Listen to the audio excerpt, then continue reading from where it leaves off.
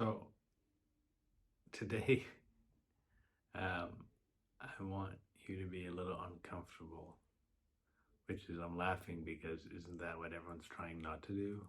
Trying to make everything super beautiful and wonderful and positive and like, look how great everything is, right? And I'm here saying, I want you to be a little uncomfortable.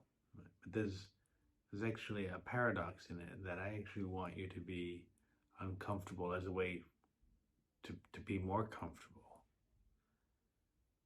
And the gist is, right, the gist of this talk is that actually discomfort can be very healthy. Now, it's not always, it's not saying push yourself into discomfort.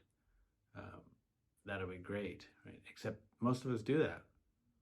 You go to the gym, it's not comfortable. You're working your muscles, you're stressing a lot. And yet it brings more a sense of comfort afterwards. You've pushed past a plateau, you feel great. You didn't feel great when you were in it. You may have been telling yourself, this is going to be great, this is going to be great, but in the moment, it's not. Right. So there's a lot of growth that happens when we are uncomfortable, or from the uncomfortable, the after the uncomfort.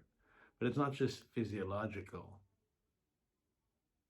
When we meet someone and they tell us something and we don't understand, we say, I don't understand, um, that's great. What that's really saying is, whatever you're saying does not compute in my mind. I hear the words, but the logic doesn't make sense. The backing makes no sense. And to some extent, whether we are aware of it or not, that's a little uncomfortable. Not understanding is uncomfortable because we create this idea of the world that we take to be. And when somebody says something that we don't know, a minor part is us saying there is something that we don't know, we don't understand. There's something that is outside of our understanding. And what we normally do, what most people normally do, is to clam up and say, no, that can't be the case because we don't think we know everything, but to some extent underneath it, our subconscious does. And so as well, I don't understand this. I don't know this. It can't be true. A lot of people will then sort of get argumentative. Well, I don't understand that. And what are you saying about that? Doesn't make any sense, blah, blah, blah. Right? As opposed to, and some of us do this. So, can you? I'm not sure I understand. Can you say more? Right?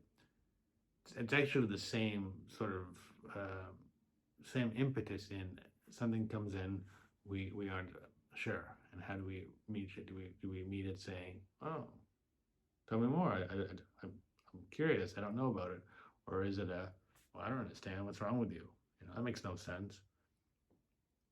There can be more than these two ways. I just find that these two ways tend to be the main, and the more aggressive way, unawarely so, is very, very common. But what's also happening there is a small seed is being planted as to a possibility. Well, you didn't know about it before, and now you still don't understand it, but you at least understand that you don't understand. And you understand that there is something that may turn into more. And this is generally how we grow our thoughts, right? Our teachers in school tell us something, we don't understand it. But with their help, we slowly start to understand it, and then it becomes knowledge. But in that moment before, it's not comfortable. It's not comfortable not understanding the teacher's math problem on the board. There's minor discomfort in there, which leads to growth, leads to understanding. We need that friction. We need that toughness underneath, that rigidity, to move to that next place of understanding. Because we can't actually grow without friction. In fact, this is a very one of the few things I remember from high school physics is that friction is required for growth. Whatever that friction may be is required. We need that because something needs to change. Otherwise, if nothing changes, we stay the same, right? Which is fine to stay the same, but there can't be growth without change. And if nothing changes, there's no growth. So a little bit of friction, a little bit of not understanding becomes very, very helpful. And what I'm hoping here, I mean, actually, I'm hoping everyone listens to this and is like, duh, we know this already, but it doesn't sort of seem that way in the world right now. And so, what I'm hoping is that what I'm saying is mildly uncomfortable, and to some extent, you may not agree with me, and I'm cool with that. In fact, I'm cool to hear why I'm wrong, like send it back. But hopefully, for some, it's like, oh, yeah, I never thought of it that way. That's interesting, maybe, right? And so that previous discomfort in going into it is starting to shift into a place of growth.